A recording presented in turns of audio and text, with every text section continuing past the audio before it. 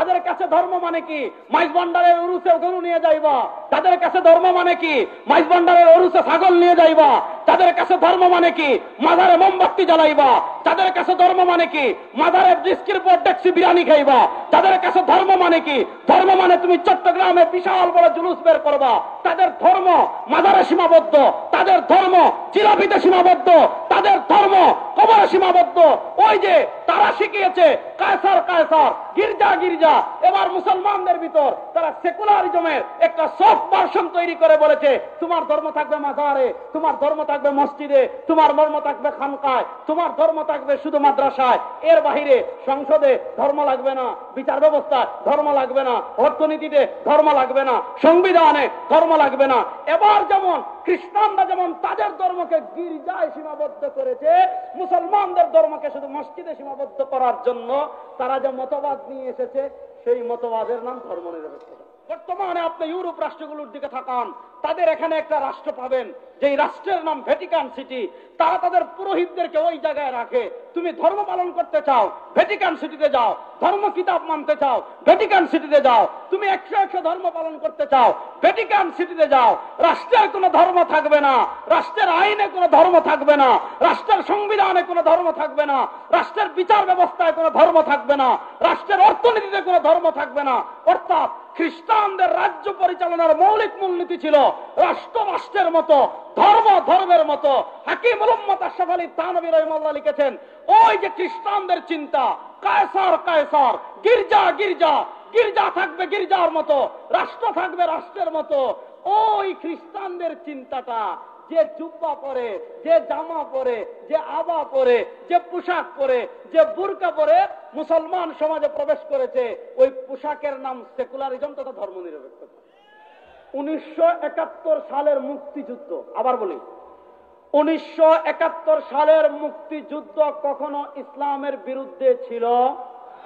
আর আসতে বলেন 1971 সালের মুক্তিযুদ্ধ কখনো ইসলামের বিরুদ্ধে ছিল? জোরে বলেন 1971 মুক্তিযুদ্ধ কখনো ইসলামের বিরুদ্ধে ছিল? আমি পরিষ্কার ভাষায় চ্যালেঞ্জ দিয়ে যাই, আমি 1 কোটি টাকার চ্যালেঞ্জ দিব ইনশাআল্লাহ, সামনে মিডিয়ার সামনে দিব, যে বাংলাদেশের মুক্তিযুদ্ধ ধর্ম নিরপেক্ষতার জন্য হয়েছে। ধর্ম নিরপেক্ষতা প্রতিষ্ঠার জন্য মুক্তিযুদ্ধের চেতনা ধর্ম নিরপেক্ষতা ছিল। কিয়ামত পর্যন্ত কোন শাহবাগী, কিয়ামত পর্যন্ত কোন আওয়ামী লীগার, কিয়ামত পর্যন্ত কোন ভারতের দালাল, কিয়ামত পর্যন্ত কোন মুদির পুলা সেটা প্রমাণ করতে পারবে না। আমাদের মুক্তিযুদ্ধের চেতনা ছিল 3টা। বলেন আমাদের মুক্তিযুদ্ধের চেতনা ছিল কয়টা?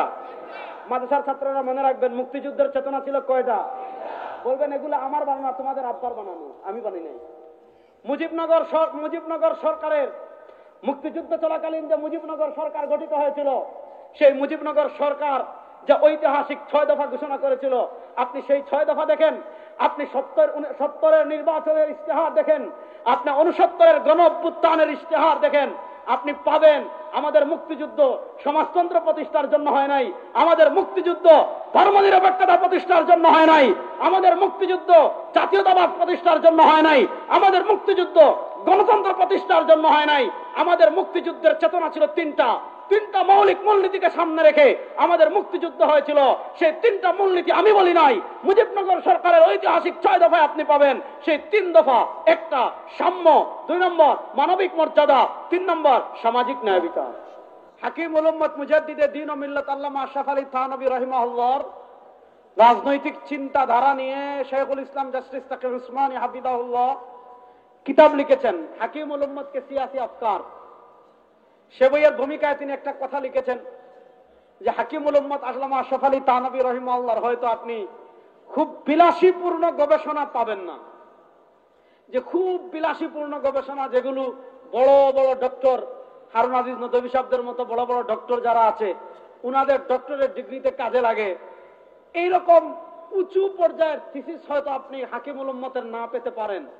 কিন্তু উপমহাদেশের মুসলমানদের এমন কোন সংকট নাই, উপমহাদেশের মুসলমানদের এমন কোন সমস্যা নাই, উপমহাদেশের মুসলমানদের এমন কোন সমস্যা বলেন, সেটা রাজনীতি বলেন, অর্থনীতি বলেন, সমাজনীতি বলেন, সংবিধান বলেন, উপমহাদেশের মুসলমানদের সামনে যতগুলো সংকট এসেছে, যতগুলো সমস্যা এসেছে, যতগুলো সমস্যা তৈরি হয়েছে, সব কিছুর ক্ষেত্রে কোনো না কোনো ভাবে হাকিমুল উম্মত আল্লামা আশরাফ আলী থানভীর লিখনি আছে। আল্লামা আশরাফ আলী থানভী রাহিমাহুল্লাহ, খুব মনোযোগ দিয়ে ছাত্র ভাইরা কথা বুঝবেন। আল্লামা আশরাফ আলী থানভী রাহিমাহুল্লাহ তিনি তার রাজনৈতিক দৃষ্টিভঙ্গি নিয়ে আলোচনা করতে প্রথম খ্রিস্টবাদের রাজনীতি দেখিয়েছেন। পৃথিবীতে খ্রিস্টান রাজ্য যেগুলো ছিল, হাকিমুল উম্মত আল্লামা আশরাফ আলী থানভী রাহিমাহুল্লাহ লিখেছেন, খ্রিস্টান রাজ্যগুলো পরিচালনার একটা মৌলিক মূলনীতি ছিল। সেই মৌলিক মূলনীতি ছিল কায়সার কায়সার, গির্জা গির্জা, কায়সার কায়সার, গির্জা গির্জা। অর্থাৎ খ্রিস্টান রাজ্য পরিচালনার মৌলিক সংবিধান ছিল গির্জা গির্জার মতো থাকবে, কায়সার মানে রাষ্ট্র, রাষ্ট্র রাষ্ট্রের মতো থাকবে। তুমি ধর্ম পালন করতে চাচ্ছ, গির্জায় যাও। তুমি দিন পালন করতে চাচ্ছ, গির্জায় যাও। তোমার ফ্যামিলিতে তুমি ধর্ম পালন করতে চাচ্ছ, গির্জায় যাও। অর্থাৎ তুমি 5% ধর্ম পালন করতে চাচ্ছ, 10% ধর্ম পালন করতে চাচ্ছ, 15% ধর্ম পালন করতে চাচ্ছ, 20% ধর্ম পালন করতে চাচ্ছ। তারা বলে ধর্ম যত পালন করতে চাও, গির্জায় যাও। গির্জার বৃত্তের মাঝে, গির্জার দেয়ালের মাঝে, গির্জার সীমার ভিতর ধর্ম 100 থাকবে। এই গির্জার সীমার বাহিরে, গির্জার সীমানার বাহিরে ধর্ম বের হবে না। কায়সার কায়সার, রাষ্ট্র রাষ্ট্রের মতো থাকবে। রাষ্ট্রের কি আইন হবে, গির্জা মাথা ঘামাবে না। রাষ্ট্রের কি সংবিধান হবে, গির্জা মাথা ঘামাবে না। রাষ্ট্রের কি তোমার রাষ্ট্রের বিচার ব্যবস্থা কি হবে, গির্জা মাথা ঘামাবে না। রাষ্ট্রের অর্থনীতি কি হবে, গির্জা মাথা ঘামাবে না। রাষ্ট্র কার সাথে যুদ্ধ করবে, গির্জা মাথা ঘামাবে না। রাষ্ট্র কার সাথে চুক্তি করবে, গির্জা মাথা ঘামাবে না। রাষ্ট্র কোথায় আধিপত্যবাদ বিস্তার করবে, গির্জা মাথা ঘামাবে না। অর্থাৎ তারা ধর্মকে সীমাবদ্ধ করে দিয়েছিল গির্জার ভিতর, রাষ্ট্রকে তারা ধর্ম থেকে আলাদা করে ফেলেছিল। বর্তমানে আপনি ইউরোপ রাষ্ট্রগুলোর দিকে তাকান, তাদের এখানে একটা রাষ্ট্র পাবেন, যেই রাষ্ট্রের নাম ভ্যাটিকান সিটি। তারা তাদের পুরোহিতদেরকে ওই জায়গায় রাখে। তুমি ধর্ম পালন করতে চাও, ভ্যাটিকান সিটিতে যাও। ধর্ম কিতাব মানতে চাও, ভ্যাটিকান সিটিতে যাও। তুমি 100 ধর্ম পালন করতে চাও, ভ্যাটিকান সিটিতে যাও। রাষ্ট্রের কোনো ধর্ম থাকবে না, রাষ্ট্রের আইনে কোনো ধর্ম থাকবে না, রাষ্ট্রের সংবিধানে কোনো ধর্ম থাকবে না, রাষ্ট্রের বিচার ব্যবস্থায় কোনো ধর্ম থাকবে না, রাষ্ট্রের অর্থনীতিতে কোনো ধর্ম থাকবে না। অর্থাৎ খ্রিস্টানদের রাজ্য পরিচালনার মৌলিক মূলনীতি ছিল রাষ্ট্র রাষ্ট্রের মতো, ধর্ম ধর্মের মতো। হাকিমুল উম্মত আশরাফ আলী থানভী রাহিমাহুল্লাহ লিখেছেন, ওই যে খ্রিস্টানদের চিন্তা, কায়সার কায়সার, গির্জা গির্জা, গির্জা থাকবে গির্জার মতো, রাষ্ট্র থাকবে রাষ্ট্রের মতো। ওই খ্রিস্টানদের চিন্তাটা, যে জুব্বা পরে, যে জামা পরে, যে আবা পরে, যে পোশাক পরে, যে বুরকা পরে মুসলমান সমাজে প্রবেশ করেছে, ওই পোশাকের নাম সেকুলারিজম তথা ধর্মনিরপেক্ষতা। এবার ধর্মনিরপেক্ষতার দুটা ভার্সন আছে। মিশরের একজন প্রখ্যাত লেখক আছেন শেখ আব্দুল্লাহ আল মিসরি, তালিবুল ইলম ভাইরা এগুলা পড়বেন। ধর্ম নিরপেক্ষতা যারা আবিষ্কার করেছে, তারা প্রথম ধর্ম নিরপেক্ষতা আবিষ্কার করেছে। তাদের ভাষায় ধর্ম নিরপেক্ষতা কি? তাদের ভাষায় ধর্ম নিরপেক্ষতা হলো জীবনের সব ক্ষেত্র থেকে, রাজনীতি বলেন, রাষ্ট্রনীতি বলেন, অর্থনীতি বলেন, সমাজনীতি বলেন, রাষ্ট্র সমাজ ব্যক্তি পরিবার ব্যবসা অর্থনীতি সব কিছু থেকে ধর্মের ছায়াকে মুছে দেওয়া, সব কিছু থেকে পরকালের ছায়াকে মুছে দেওয়া, সব কিছু থেকে ধর্মগ্রন্থ কোরআনের ছায়াকে মুছে দেওয়া। অর্থাৎ সমাজের কোন ক্ষেত্রে রাষ্ট্র বলেন, সংবিধান বলেন, অর্থনীতি বলেন, বিচার ব্যবস্থা বলেন, কোন জায়গায় ধর্মের ছায়া না থাকা, ওই ধর্মের ছায়াকে মুছে দেওয়ার জন্য তারা যে নীতি আবিষ্কার করেছে, ওই নীতির নাম হলো ধর্ম নিরপেক্ষতা তথা সেকুলারিজম। এবার বলেন, সেকুলারিজম এসেছে অর্থনীতি থেকে ধর্মের ছায়াকে মুছে দিতে, সেকুলারিজম এসেছে সংবিধান থেকে ধর্মের ছায়াকে মুছে দিতে, সেকুলারিজম এসেছে সংসদ থেকে ইসলামের ছায়া মুছে দিতে, ধর্ম নিরপেক্ষতা এসেছে বিচার ব্যবস্থা থেকে ইসলামের ছায়াকে মুছে দিতে। আর ইসলাম মুছে দেওয়ার জন্য আসে নাই, ইসলাম এসেছে লিউযহিরাহু আলা দ্বীনি কুল্লিহি। মসজিদ থেকে নিয়ে সংসদ পর্যন্ত সব জায়গায় বিজয় থাকবে, ইসলাম পরাজিত হতে পারে না। ইসলাম পরাজিত হওয়ার জন্য আসে? বলেন, ইসলামকে মুছে দেওয়ার জন্য এসেছে না বিজয় হওয়ার জন্য এসেছে? এবার ধর্ম নিরপেক্ষতার ধ্বজাধারী যারা আছে, সেকুলারিজমের দালাল যারা আছে, তারা প্রথম সেকুলারিজমের সংজ্ঞা করেছিল সব জায়গা থেকে ধর্মের ছায়াকে মুছে দিতে হবে।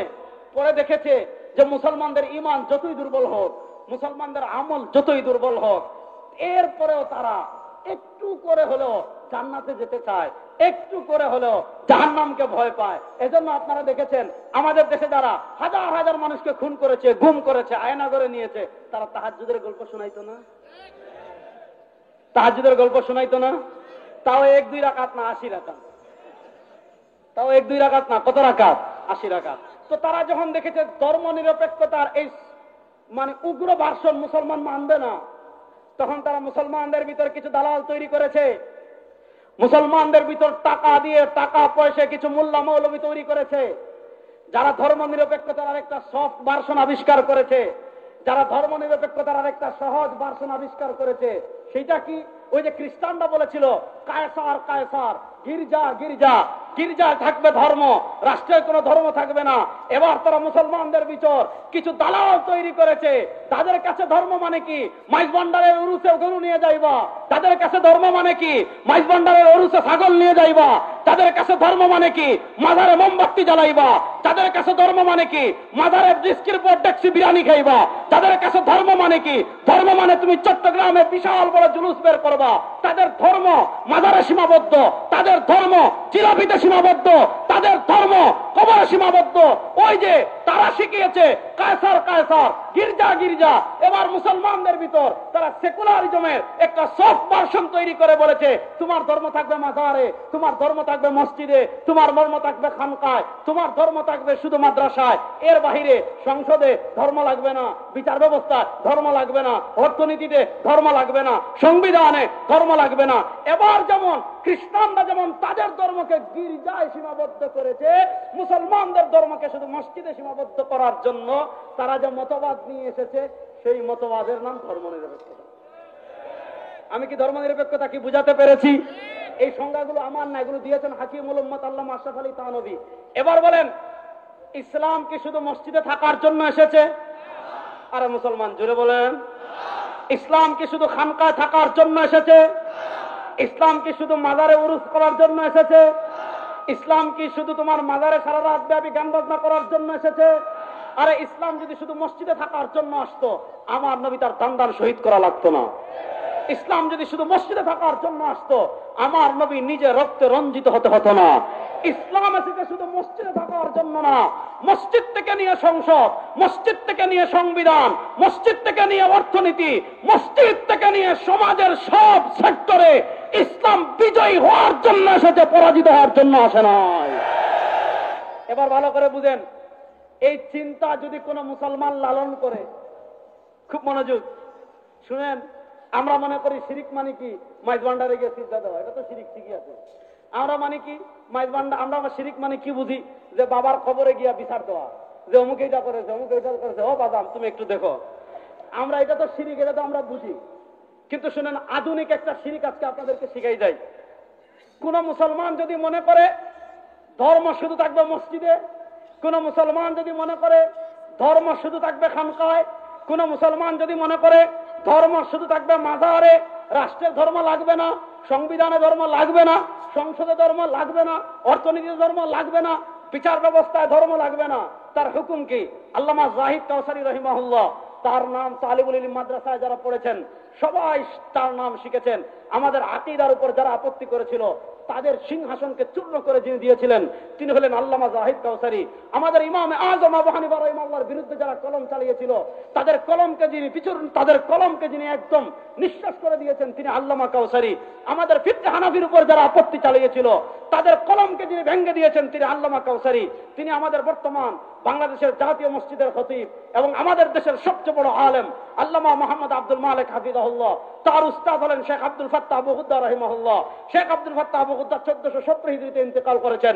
শেখ আব্দুল ফাত্তাহ আবু গুদ্দা রাহিমাহুল্লাহর শায়েখ হলেন আল্লামা জাহিদ কাউসারী রাহিমাহুল্লাহ। তিনি 1371 হিজরিতে ইন্তেকাল করেছেন।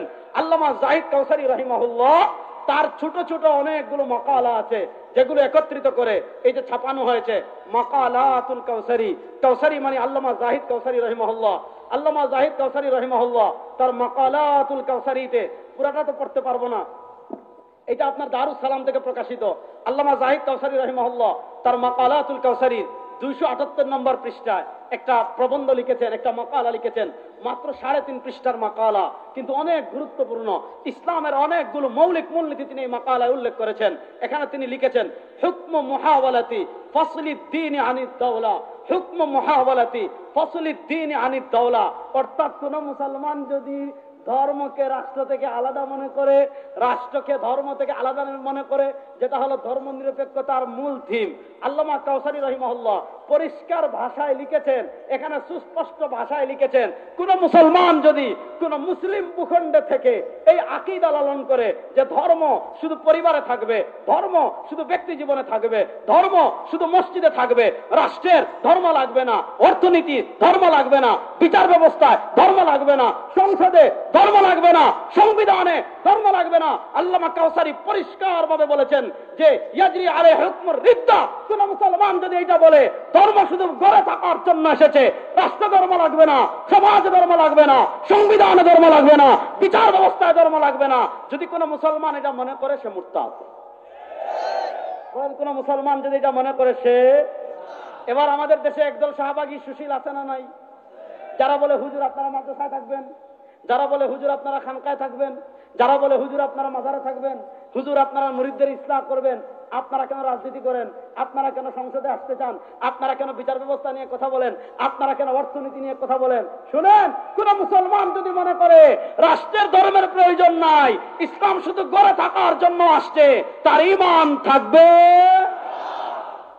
তাহলে এবার ধর্ম নিরপেক্ষতা মানে কি? দুইটা ভার্সন। একটা ভার্সন হলো ধর্ম নিরপেক্ষতার সবকিছু থেকে ধর্মের ছায়া মুছে দেওয়া। এটা যখন মুসলমানরা সহজে মানতে চায় নাই, তখন তারা ধর্ম নিরপেক্ষতার আরেকটা সফট ভার্সন আবিষ্কার করেছে, যেটা হলো খ্রিস্টানদের থেকে এসেছে। অর্থাৎ ধর্ম শুধু থাকবে মসজিদে, আর কোনো কিছুতে ধর্ম থাকবে না। এবার আসেন আমাদের সংবিধান নিয়ে আমি একটু কথা বলি। মাওলানা মোহাম্মদ মাহমুদুল্লাহ হাফিজাহুল্লাহ, আল্লাহ তাকে সুস্থতার সাথে দীর্ঘ নেক হায়াত দান করেন, তিনি ধর্ম নিরপেক্ষতা 72-এর সংবিধান নিয়ে কথা বলেছেন। শুনেন, আমি আপনাদেরকে একটা জিনিস প্রথম পরিষ্কার ভাষায় বলি। আল্লামা মাহমুদুল্লাহ হাফিজাহুল্লাহ ব্রিটিশ বিরোধী আন্দোলনের কথা বলেছেন। 1971 সালের মুক্তিযুদ্ধ, আবার বলি, 1971 সালের মুক্তিযুদ্ধ কখনো ইসলামের বিরুদ্ধে ছিল?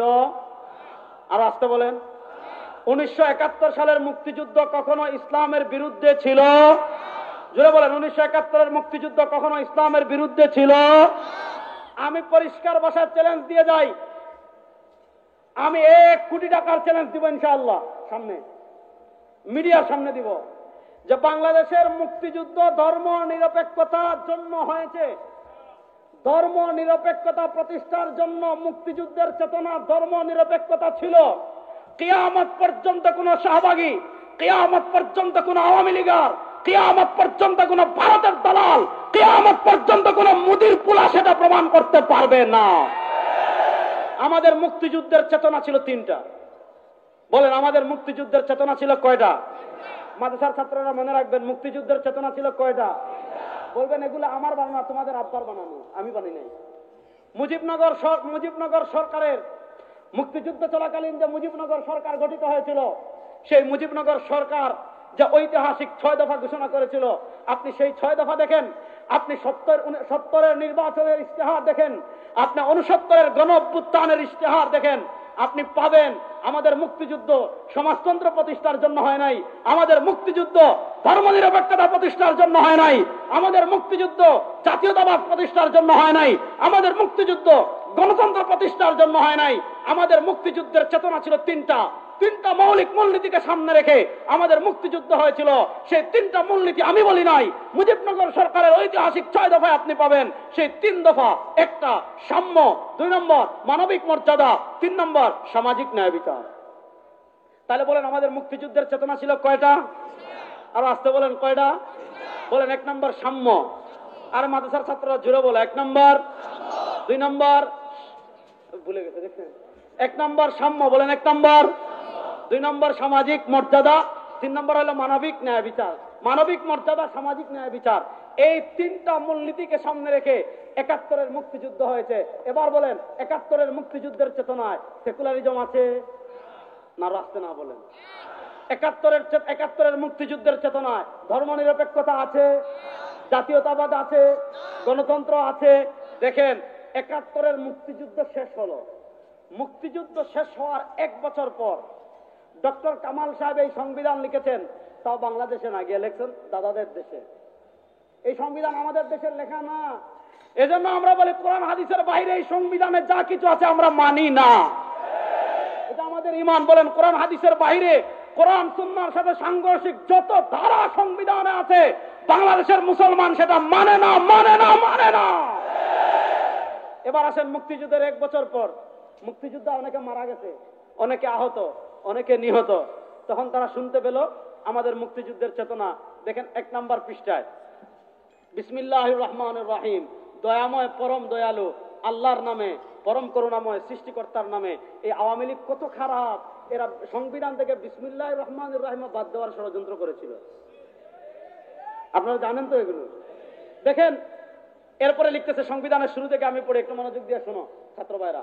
আমরা অঙ্গীকার করিতেছি যে যে সকল মহান আদর্শ আমাদের বীর জনগণকে জাতীয় মুক্তির সংগ্রামে আত্মনিয়োগ, একদম সংবিধানের প্রথম পৃষ্ঠা থেকে পড়ছি, আমরা অঙ্গীকার করিতেছি যে যে সকল মহান আদর্শ আমাদের বীর জনগণকে জাতীয় মুক্তি সংগ্রামে আত্মনিয়োগ ও বীর শহীদ দিগকে প্রাণোৎসর্গ করিতে উদ্যুক্ত করিয়াছিল, সেটা কি?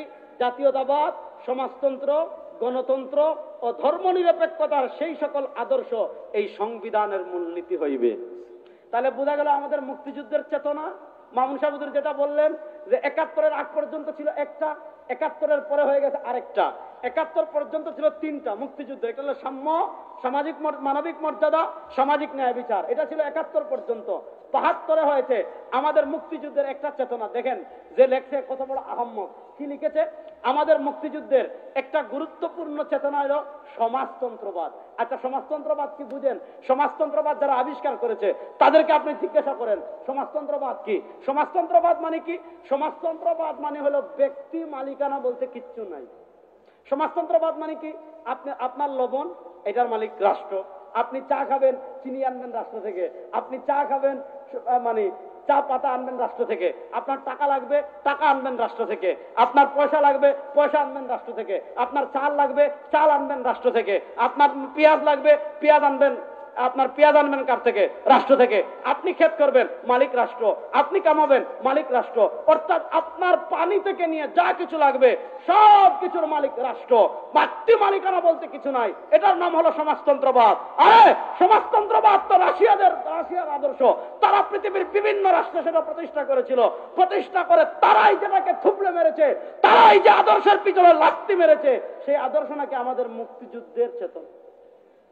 আচ্ছা বলেন, আমাদের 71-এ যারা মুক্তিযুদ্ধ করেছে, আপনাদের ফটিকছড়িতে এরকম কিছু মুক্তিযোদ্ধারা আছে না নাই?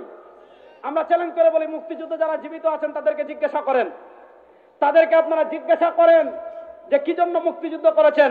সমাজতন্ত্রবাদ, ব্যক্তি মালিকানা অস্বীকার, এইটা প্রতিষ্ঠার জন্য কখনো আমাদের মুক্তিযুদ্ধ হয় নাই। এরপর 72-এ সংবিধান হলো। শেখ মুজিবুর রহমান সাহেব 72 থেকে 75 তিনি সংবিধান 4 বার পরিবর্তন করেছিলেন। 72-এ তিনি আমাদের সংবিধানে যেমন সমাজতন্ত্র লিখেছেন, ঠিক তেমনি ভাবে 72-এ তিনি সংবিধানে আরেকটা ধারা যোগ করেছেন। সেই ধারার নাম হলো ধর্মনিরপেক্ষতাবাদ। 1972 থেকে নিয়ে 75 পর্যন্ত 4 বার সংবিধান সংশোধন হলো।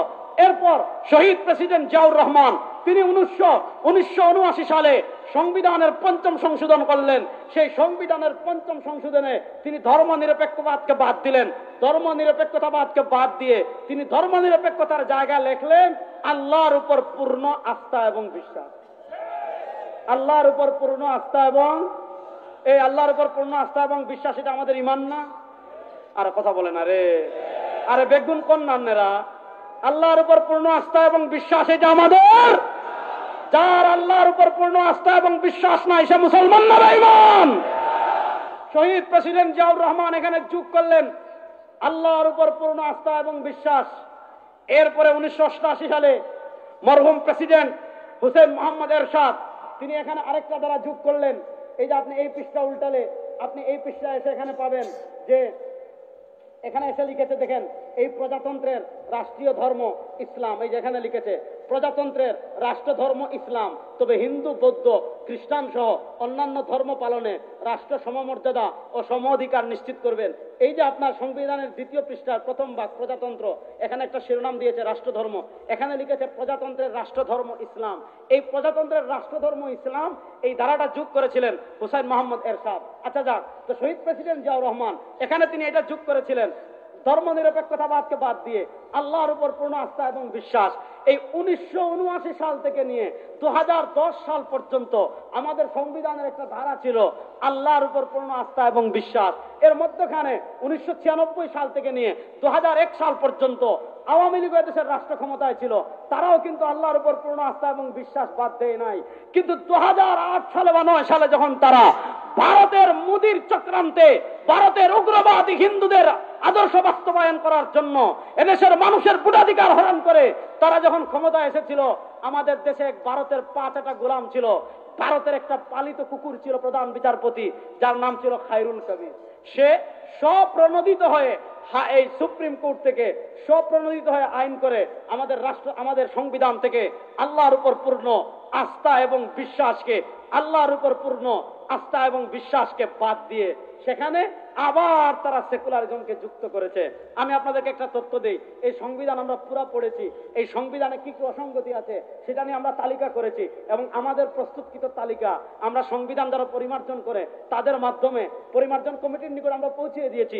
সেই আলোচনায় আমি যাচ্ছি না। আমি আপনাদেরকে যেটা বলতে চাচ্ছি, আপনি যদি ভারতের সংবিধান আর আমাদের সংবিধান পর্যালোচনা করেন, আমাদের আরবিতে আমরা যেটা বলি মুকারানা, আপনি যদি মুকারানা করেন দেখবেন এই 1-2 জায়গায় পার্থক্য। আমাদের এখানে ছিল আল্লাহর উপর পূর্ণ আস্থা এবং বিশ্বাস, আমাদের এখানে ছিল রাষ্ট্রধর্ম ইসলাম। তারা আল্লাহর উপর পূর্ণ আস্থা এবং বিশ্বাসকে বাদ দিয়ে সেখানে সেকুলারিজমকে তারা যুক্ত করেছিল। আজকে এই দেশের ভারতের দালালরা পরাজিত হয়েছে, আজকে এই দেশ থেকে ভারতের 5টা গোলামরা পলায়ন করেছে। সুতরাং ভারতের মদত পুষ্টে যারা আমার সংবিধান থেকে আল্লাহর উপর পূর্ণ আস্থা এবং বিশ্বাসকে বাদ দিয়ে সেকুলারিজমকে যে ভারতের দালালরা যোগ করেছে, সেই ভারতের দালালদেরকে বাংলাদেশের যেখানে পাবেন পিটিয়ে সেনাবাহিনীর হাতে তুলে দিবেন। 1 নম্বর কাজ। 2 নম্বর কাজ হলো মনোযোগ। সংবিধান সংস্কারের কথা বলা হচ্ছে, আমাদের 1 নম্বর দাবি কি পরিবর্তন করবেন কিনা সেই আলোচনা পরে দেশ মুসলমানদের, বলেন না দেশ কাদের, জোরে বলেন না দেশ কাদের। সুতরাং সেকুলারিজমকে বাদ দিয়ে আল্লাহর উপর পূর্ণ আস্থা এবং বিশ্বাস আবার আমাদের সংবিধানে যুক্ত করতে হবে। এই দাবির সাথে আপনারা একমত আছেন না নয়?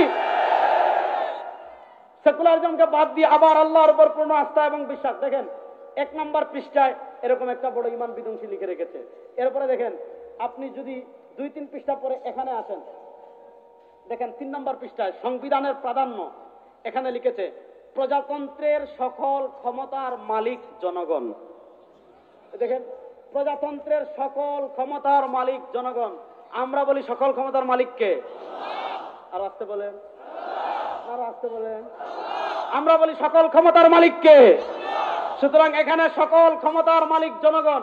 এখন জনগণ, যে আওয়ামী লীগ সকল ক্ষমতার মালিক জনগণ লেখছে, তারাও তো জনগণের ক্ষমতার মালিক মানত না বলেই তো দিনের ভোট রাতে করছে। কথা বলেন না কেন? সুতরাং সংবিধানের এই যে দ্বারা কোরআনের সাথে সাংঘর্ষিক, প্রজাতন্ত্রের সকল মালিক জনগণ, আমরা এই দ্বারা মানি না। আমরা বিশ্বাস করি সকল ক্ষমতার মালিক আল্লাহ। সুতরাং এখানে লিখতে হবে প্রজাতন্ত্রের ক্ষমতার মালিক জনগণ নয়, বরং প্রজাতন্ত্রের ক্ষমতার মালিক একমাত্র আল্লাহ। এরা সংবিধানে যুক্ত হোক, আপনারা চান কি চান না? সুতরাং শুনেন, আপনারা তো সংবিধান সংস্কারের কথা বলছেন, অর্থনীতি সংস্কারের কথা বলছেন, শিক্ষা ব্যবস্থা সংস্কারের কথা বলছেন। আমরা বলি মানুষের বানানো আইন দিয়ে বাংলাদেশের সংস্কার অনেকবার হয়েছে, পরিবর্তন একবার নয় অনেকবার হয়েছে, ক্ষমতার পরিবর্তন অনেকবার হয়েছে, চেয়ারের পরিবর্তন অনেকবার হয়েছে। এদেশের মানুষের ভাগ্যের পরিবর্তন হয় নাই।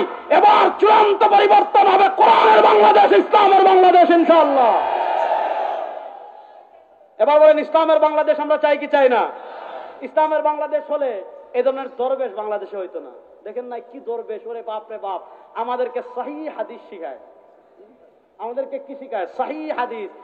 এই গণতন্ত্রের বাংলাদেশ, সেকুলারিজমের বাংলাদেশ, সমাজতন্ত্রের বাংলাদেশ এমন এমন দরবেশ তৈরি করেছে, এক দরবেশ শেয়ার বাজার খেয়ে ফেলেছে, আপনাদের চট্টগ্রামের আরেক দরবেশ ছিল। বন্ধ করতে চান, টাকা পাচার বন্ধ করতে চান, আমি আল্লাহ জাতের কসম করে বলি 3 মাসের জন্য কোরআন বাস্তবায়ন করে দেখেন, সব বন্ধ হয়ে যাবে।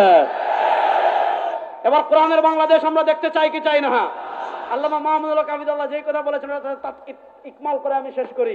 সুযোগ এসেছিল দুইটা, 1924 সালে একবার সুযোগ এসেছিল, যাক মুসলিম লীগের নেতৃবৃন্দের অদূরদর্শিতা এবং গাদ্দারির কারণে হয় নাই। 2024-এর জুলাই আগস্টের গণ অভ্যুত্থানের পর এনডিআর দালালরা সাইড হয়ে গিয়েছে, সেকুলাররা সাইড হয়ে গিয়েছে, জাতীয়তাবাদের ধ্বজাধারীরাও কুণ্ঠাসা হয়ে যাচ্ছে। এবার ময়দান আমাদের চূড়ান্ত লক্ষ্য হবে, আমরা ইসলামের বাংলাদেশ গড়তে চাই ইনশাআল্লাহ। ইসলামের বাংলাদেশ সবাই গড়তে চান তো ইনশাআল্লাহ? সুতরাং আমাদের পরিশ্রম করার দরকার আছে কি আছে না?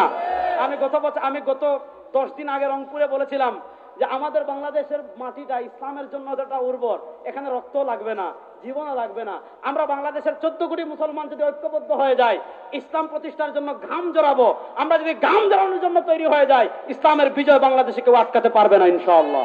আল্লাহ তাআলা বাংলাদেশে ইসলাম বিজয় করার জন্য জানতুল মেহনত করার তৌফিক আমাদের সবাইকে দান করেন, আমিন। ইন আসাবতু ফামিনাল্লাহ ওয়া ইন আখতাতু ফামিন্নি ওয়া মিনাশ শাইতান। সুবহানাকাল্লাহুম্মা ওয়া বিহামদিকা আশহাদু আল্লা ইলাহা ইল্লা আনতা আস্তাগফিরুকা ওয়া আতুবু ইলাইক। আসসালামু আলাইকুম ওয়া রাহমাতুল্লাহ।